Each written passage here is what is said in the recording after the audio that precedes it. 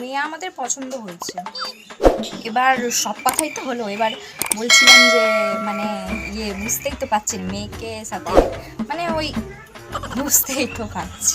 দেখুন আমরা কিন্তু বৌমা নয়, মেয়ে নিতে এসেছি। আসলে আমাদের কোনো মেয়ে নেই তো, মেয়ের মতো ভালোবাসা করে। আর আমাদের ফ্যামিলি বড় ফ্যামিলি নয়, একদম ছোট্ট ফ্যামিলি।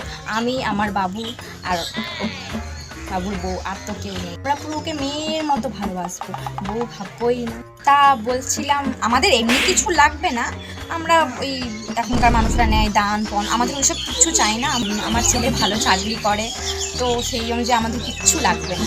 কিন্তু নিয়ম যেটা, নিয়ম তো আর ভাঙা যায় না, নিয়ম আছে যে মেয়েদেরকে বাড়ির থেকে সাথে করে কিছু আনতে হয়। সেটা তো আপনি জানেন, আপনার তার দুটো মেয়ে আছে, বিয়ে দিয়েছেন, সবই জানেন।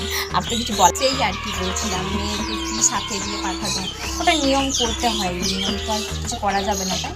আর আপনার মেয়েকে আপনি যা দেবেন সেটা তো আপনার মেয়েরই থাকবে, আমি তো আর নিয়ে নেবো না, আমি আর কদিন বাঁচবো, থাকবে তোরা দুজন। তাই বলছিলাম মেয়েকে ওই 4 জোড়া কানের, একটা ঘরে পরার, একটা কোথাও যাওয়া আসার জন্য, আর এক জোড়া পায়ের তলা, এক জোড়া গলার, আর আর তেমন কিছু এর ব্যাপারটা তো হলো। আর এবার আপনাদেরই জামাইকে কী দেবেন সেটা তো পুরো আপনাদেরই ব্যাপার।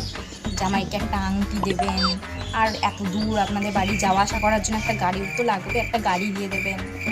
আর আর কি, গাড়িটা তখন কমন ব্যাপার, সবাই দিচ্ছে। আর আপনার মেয়ে শোবার জন্য একটা খাট, আপনার মেয়ে জামা কাপড় কোথায় রাখবে, তাই না, জামা কাপড় রাখার জন্য একটা আলমারি, আর ব্যাস, আর কিছু লাগবে না। যা দেবেন সব আপনার মেয়েকেই দেবেন, আমি তো আর কিছু নিয়ে নেবো না, সব আপনার মেয়েরই থাকবে।